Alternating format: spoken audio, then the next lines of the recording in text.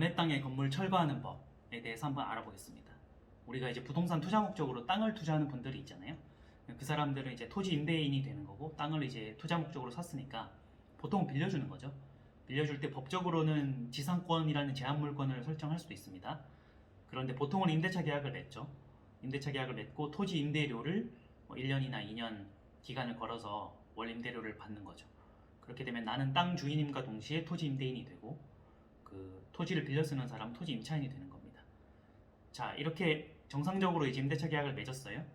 맺었는데 그 사람이 땅을 빌리는 이유는 거기에 이제 텃밭이나 농사를 지을 사람도 있겠지만, 건물을 짓기 위해서 땅을 빌리는 사람이 많죠. 그러면 계약서에 건물을 짓기 위해서 땅을 빌려 쓴다 라는 걸 표시를 합니다. 그러면 그 사람은 땅을 빌려서 건물을 짓게 되는 거고, 원래는 계약이 끝나면 자기가 이제 건물을 철거해 줘야 되는 거죠. 그래서 토지 임대차 계약을 맺을 때는 계약 종료 시 임차인이 건물 소유자죠. 건물 소유자가 철거를 하고 토지를 반환한다, 이런 문구를 쓰곤 합니다. 자, 만약에 계약이 끝났는데 건물 소유자가 건물을 철거를 안 하면 그럼 어떻게 해야 되느냐? 상식적으로 당연히 토지 임대인이 이제 강제 철거를 할 수 있다, 이렇게 생각하는 분들이 많죠. 근데 꼭 그렇지 않습니다. 왜냐하면 철거라는 것은 강제 집행이기 때문에 엄밀히 따지면 판결문을 받아야만 이제 집행이 가능한 거예요. 계약이 끝났다고 해서 함부로 강제 집행 철거를 해버리면 판결문도 없이, 그러면 무단 철거라고 해서 그쪽에서 손해배상 소송이 들어올 수 있어요. 손해배상 소송이 들어오면 그 소송에서 피고로서 해명을 하면 됩니다.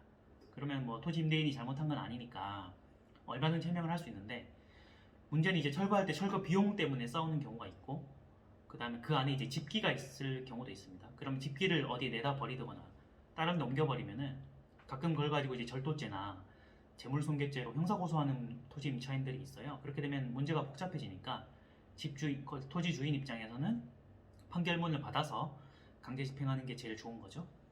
자, 보통 이제 토지 임대차 계약이 끝나는 경우는 거의 한 가지라고 보시면 됩니다. 임대료를 미납한 경우죠. 예를 들어 2번, 3번, 5번 계속 미납을 했다 하면은 토지 임대인 땅 주인은 그 사람한테 이제 연락을 하죠. 임대료 내십시오. 몇 번 연락을 했는데 대답이 없어요. 그러면 보통 내용 증명을 보냅니다. 몇 월 며칠까지 몇 월분 그 토지 임대료를 주지 않으면 이제 법적 조치하겠습니다, 이런 걸 이제 내용 증명으로 보냅니다. 내용 증명을 받고 돈을 주면 괜찮은데 대답도 없고 토지 임대료도 계속 안 나온다 하면은 계약서에 따라서 공식적으로 계약을 해지하겠다라는 내용 증명이 있죠. 그걸 보내면 이제 해지가 된 겁니다. 해지가 되면 계약이 끝난 거예요. 중도 해지로. 그러면 끝났으니까 건물을 철거해야 되는데, 내용 증명에는 만약에 너네가 임대료를 주지 않아서 건물을 내가 직접 철거하겠다는 말을 해도 아까 말씀드린 것처럼 판결문을 받아서만 집행을 해야 되거든요. 그래서 땅 주인 입장에서는 그 건물주, 토지 임차인 상대로 이제 소송을 할 수밖에 없습니다. 이때 하는 소송이 바로 이제 철거 소송이 되는 겁니다. 굳이 나눠서 얘기하면 3가지 소송인데요. 한꺼번에 합쳐진 형태인데, 철거 소송, 인도 소송, 그 다음에 부당이득 소송이에요. 첫 번째 철거 소송이라는 거는 건물을 내가 철거할 수 있게 하는 소송이죠. 두 번째 인도 소송이라는 거는 건물을 철거하고 나면 그 밑에 있던 땅을 나한테 넘겨주라는 인도 소송인 거죠. 사실은 이게 2개 같이 붙어 있는 거죠. 그리고 부당이득 소송이라는 거는 철거할 때까지도 내 땅을 함부로 쓰고 있는 거니까 거기에 대한 임대료를 이제 나한테 달라는 소송입니다. 철거 이후에는 임대료를 낼 필요가 없는데 철거할 때까지는 임대료를 내야 된다. 그걸 이제 부당이득 소송이라고 하고요. 철거 청구, 인도 청구, 부당이득 청구, 이게 한 세트로 이제 소송이 들어가는 겁니다. 상대방은 당연히 계약 당사자인 이제 토지 임차인이 되는 거죠. 이렇게 한 6개월, 1년 소송을 해서 판결문을 받았습니다. 판결문 받았으면은 그걸 가지고 이제 집행을 하면은 철거도 할 수 있고, 인도를 받아서 내가 이제 자유롭게 내 땅을 다시 쓸 수 있는 거죠. 근데 이제 복잡한 경우가 좀 있습니다. 일반적인 경우는 간단한데, 어떤 사람이 내 땅을 빌려 쓰고 그 건물을 지었어요. 근데 그 사람이 직접 건물을 쓰고 있는 게 아니라 딴 사람이 건물을 쓰고 있을 수 있죠.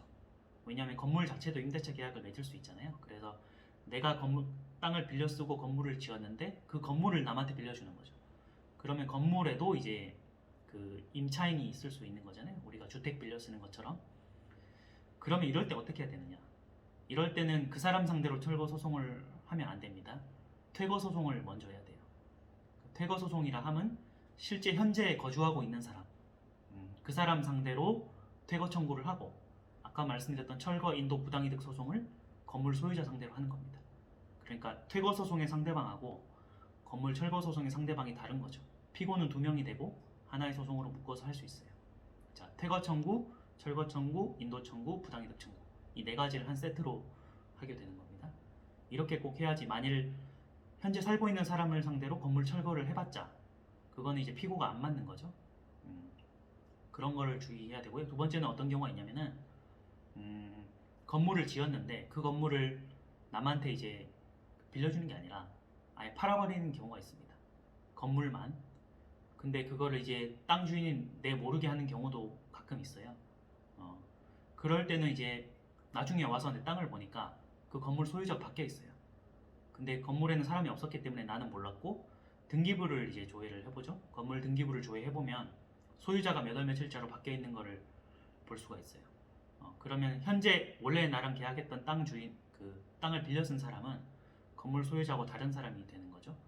이럴 때는 건물 철거도 현재의 건물 소유자 상대, 그러니까 땅을 빌려 쓴 사람에게 건물을 산 사람, 건물 매수인 현재 소유자 상대로 철거 소송을 해야 됩니다.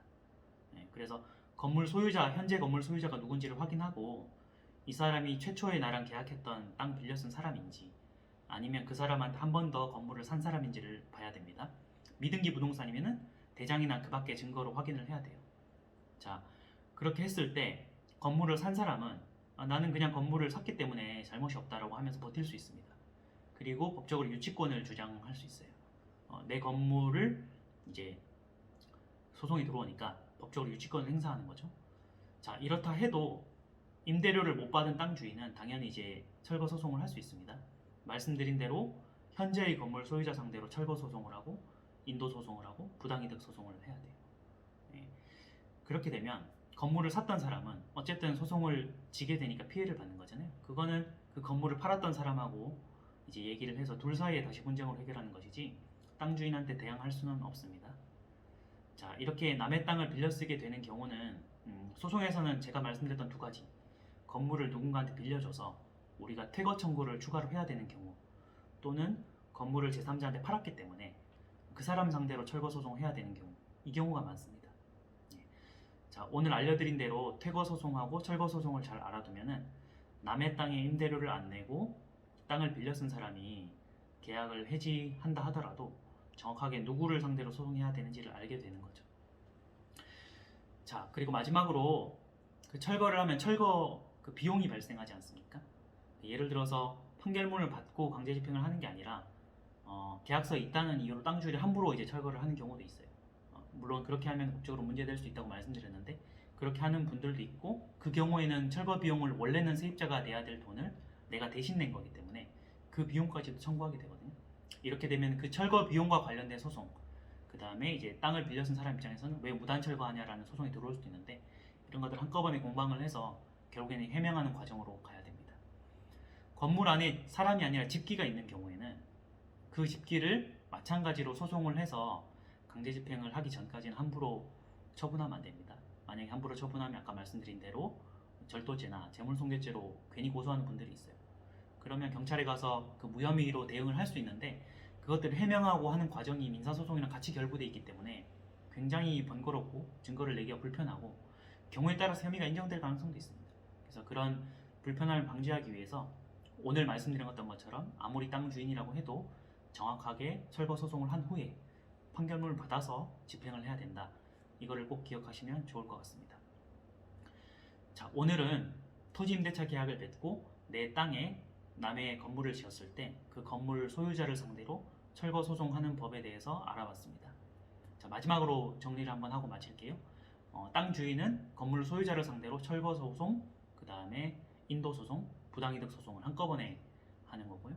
그 건물에 누군가 빌려 쓰고 있다면 그 사람 상대로 퇴거 청구도 같이 붙여서 해야 된다라는 걸 알려드렸습니다. 그리고 혹시나 건물을 제3자에게 팔았다면 건물을 판 사람이 아니라 건물을 산 사람, 지금 현재의 건물 소유자를 확인한 다음에 그 사람 상대로만 철거 소송, 인도 소송, 부당이득 소송을 할 수 있다. 이걸 꼭 기억하시면 좋을 것 같고요.